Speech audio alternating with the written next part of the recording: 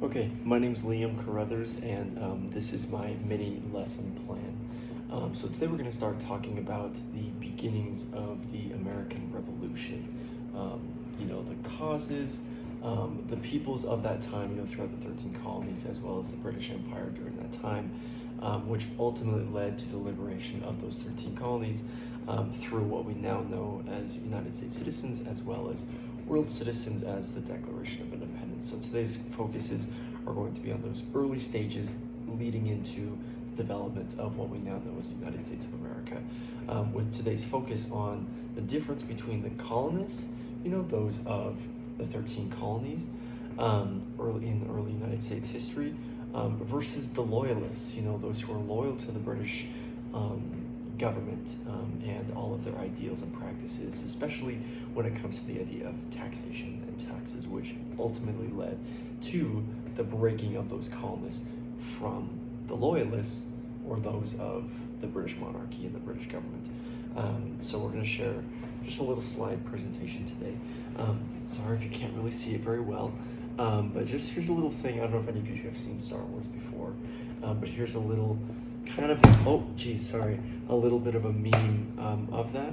So in the beginning we have the British government, the British flag as it's represented, say, we were on the verge of greatness, we were this close to providing peace and security to the colonies, basically saying, this is how close we were to providing these things for you guys in those 13 colonies.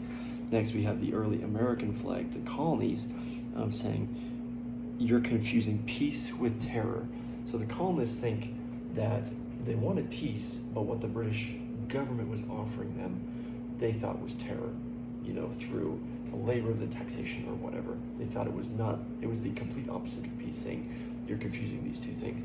And then we end off with the British flag, the British Empire, the British government, saying, well, you have to start somewhere. So that's kind of the funny part of that. So hope you guys like that. Next, we're going to start with half of the classroom. So raise your hand for those of you who just want to volunteer as colonists. Okay, and then raise your hand for those of you who want to volunteer as loyalists. Okay, so we're going to separate the two sides of the classroom here. We're going to talk about the colonists first, what you guys wanted, what your ideals were, and why you wanted to be separated from the British government, from the ideals and the practices that the British monarchy had in place for you colonists. Let me scooch over here. So the colonists' motivations for the separation from the British government, increased taxes. There were two main ideas here, the sugar tax as well as the tea tax, right? So these were two ideas and two rules of taxation that the British had for the colonists. Next was the freedom of religion. Britain looked down on anyone who was not a part of the majority religion, right? And so as we see in the Declaration of Independence, the Constitution in today's America, we have the freedom of religion, right? But if we had never separated from the British, this is something that we would have never been able to experience or have the opportunity to do so. So the idea of freedom of religion, to practice the religion that you wanted, that was completely separate from the religion of the time and of the British government and the country, right? Which was primarily Catholicism.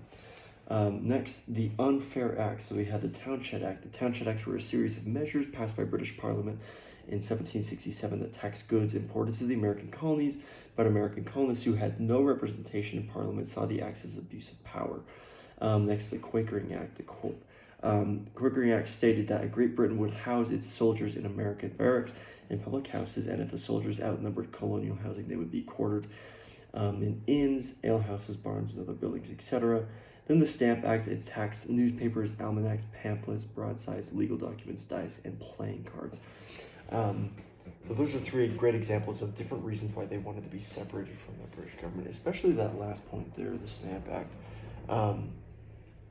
where they felt as though they were being taxed on everything. That last point for your side of the colonists, they wanted to create a country free from Britain's ties. So this is kind of that overarching theme, the influence that Great Britain had over the colonies was almost too great, right? They wanted to be liberated and freed from that because they felt like they were put in this tiny box and they couldn't live and do the things that they wish they could do, have those freedoms that they could have. All of the resources that mined, grew, etc. had to be transported to Britain to be manufactured. They lost a lot of economical power from that arrangement. So they didn't really have the freedom to do anything, right? You colonists wanted to do your own things, have your own freedom, say your own things, preach and believe your own things, right? Or create the economy that you wanted, right? But because of the overarching influence that they had over the colonists, they weren't able to do some of those things, and they were being taxed on some of those things, and they were being forced to import those things back to England to have them create whatever it was. They felt like they couldn't live how they wanted to live. So now we'll move on to the loyalist side of the class. Here are some of the main points that the loyalists believed. They wanted to keep their land and wealth. Many had valuable ties with the British and jobs in the government, right? There's a very solid reason for your guys' side, right? You were safe, you were secure, you wanted to keep what you had, right? They did not have faith in building a new country. They had what they had. They didn't have the faith and the hope to create something brand new, right? They wanted to keep it how it was and where it was. And they wanted things to stay the exact same, right? They did not want to abandon the king and the monarchy, right? The king had set out these ideals and this system, and they didn't want to abandon that. They didn't want to start something new. They wanted to, like I said before, you guys wanted to keep living the way that you were, and you did not want things to change as the colonists did. They wanted things to change for them, while the loyalists, you guys did not want anything to change. Loyalists wanted to pursue peaceful forms of protest because they believed that violence would give rise to mob rule or tyranny. This is kind of the opposite of the colonists over here. If it came to it, which ultimately it did, it led to uproarings and risings, which eventually led to that main discussion that we will get to, is the American Revolution, right? What happened to the American Revolution? The colonists later then formed what we now know as the United States of America, which we live in today. A lot of the colonists had British relatives or ancestors, and some were very grateful for the opportunity to farm peacefully in a British-ruled land, right? So back to, they had their settlements, they had their society, they didn't want things to change, whether they had ancestors and relatives back, they didn't want things to change, they wanted to keep life the way it was, no matter how the colonists were feeling, right? A significant amount of loyalists were African-American slaves. The British promised to free the slaves from their patriot masters, and around 50,000 slaves, roughly 10% of the total slave population at that time, in the 1770s, fled from their masters to side with the loyalists. So there's an example of some of these African-American slaves siding with you guys, this side of the classroom, the loyalists, those who wanted to keep things the same because they were promised that idea of freedom. Britain had a right to tax its people because it was in economic crisis after fighting Spain for the land that the colonists now owned. So the loyalists, or the British, had this idea that they could tax and they could do whatever they wanted to this land, to these people and the colonists in early United States of America, because they fought so hard from Spain to gain that land and that space and those people that they now had. So these are the two separate sides, the colonists and the loyalists. And it got to the point where the colonists just got fed up with all of the control and all of the space that they felt like they didn't have.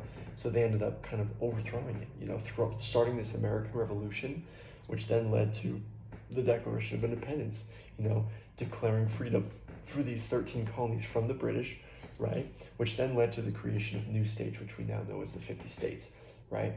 The loyalists then kind of went back to their homeland of England and continued their way of life as the Americans won the American Revolution. So that's kind of the main points of the start of the American Revolution, what caused it, and some of those main points. So what I'll do today is I'll send you home with this little worksheet that'll kind of discuss some of those main points and just ask you some basic questions of, what were the colonists' main 3 points of, what were their main ideas and topics, and what did they want to move forward with, and what were the same 3 things, ideas and examples of the loyalists. What did they want to change, what did they not want to change, as well as some other questions based on some important dates, such as what year was the Declaration of Independence signed, out of 1776, and some other important documents that led to the liberation of those 13 colonies and the formation of the new United States, such as, other than the Declaration of Independence, we have the Constitution, the Bill of Rights, etc. Thank you.